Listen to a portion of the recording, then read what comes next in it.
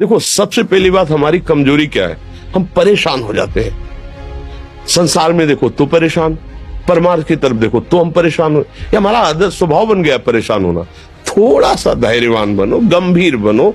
कोई भारी से भारी विपत्ति में परेशानी स्वीकार करके विपत्ति से थोड़ी निकला जाता। सुलझो, ठीक है, विपत्ति आई, समस्या आई, इसका समाधान होगा। ऐसा थोड़ी कि हमें नष्ट कर देगी।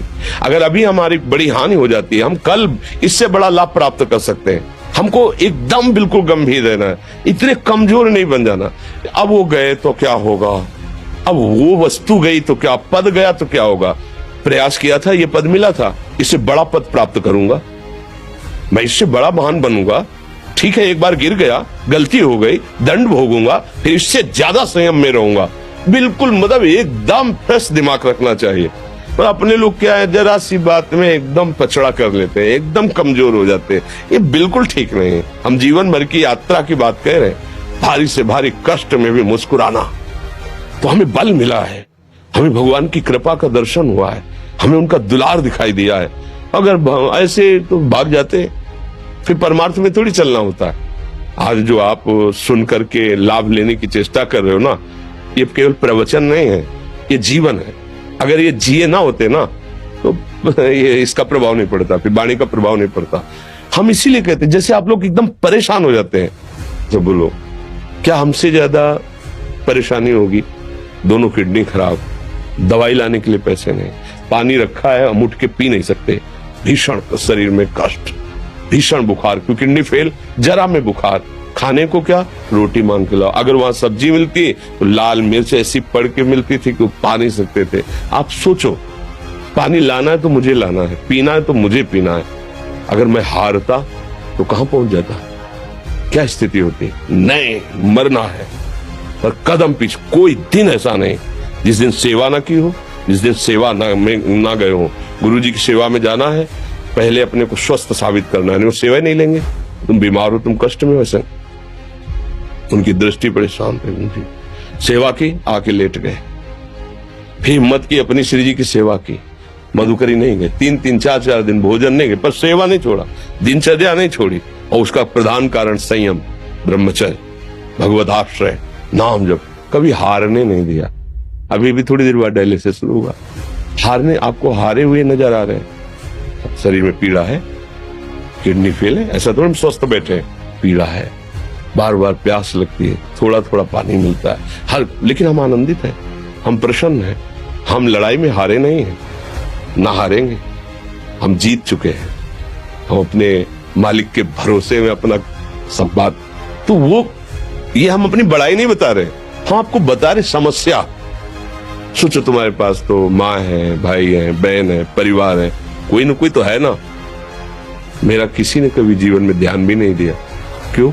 बचपन से बाबा जी बन गए, किसी से प्यार नहीं, किसी से संबंध नहीं, कोई जानकारी नहीं, हम कहाँ हैं, वो कहाँ है, किसी से कोई मतलब नहीं। अच्छा, जवान साधु कौन श्रद्धा करे? कभी गांव जाने की हिम्मत नहीं पड़ती कि रोटी मांग ले, पता नहीं लोग क्या सोचेंगे, क्या भावना कर ले। हम दरवाजे पे खड़े हैं, क्या कैसी भाव, जो हमारे सामने आकाश वृत्ति से आया यौवन अवस्था में, वही पाया, अन्यथा भूखे रह गए।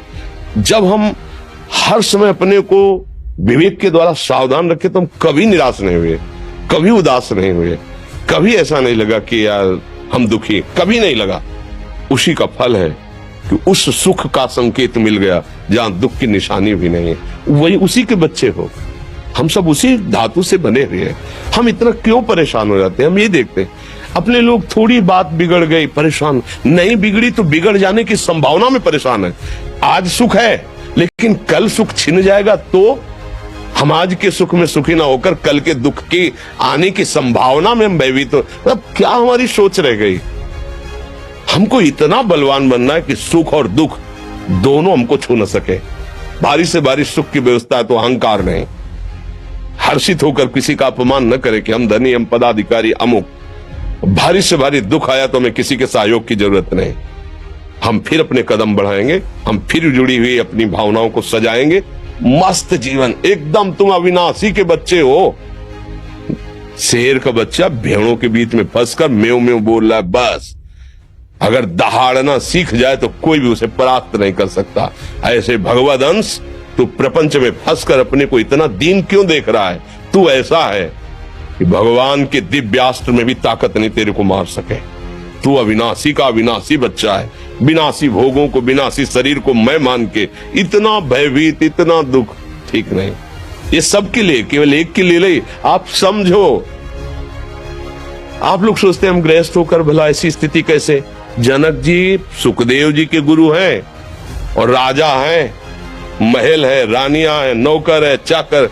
क्या सुखदेव जी जिनके शरीर में लंगोटी भी नहीं है, दिगंबर, परमहंस के गुरु है जनक जी जो राजा हैं। समझो आप ऐसा ना सोचे कि अब नौकरी कर रहे हैं, हम संसार में, हम गृहस्थ हैं, हम आध्यात्मिक की ऊंचाई पर नहीं चढ़ सकते। नहीं, आप एक सरकारी नौकरी या आप किसानी या व्यापार करते हुए आप एक अध्यात्म की ऊंचाई में चढ़ सकते हैं। और अध्यात्म ही है जो तुम्हें इस माया के दुख सुख से ऊपर उठा सकता है। दूसरा, चाहे जितनी संपत्ति आ जाए, आप सुखी नहीं हो सकते।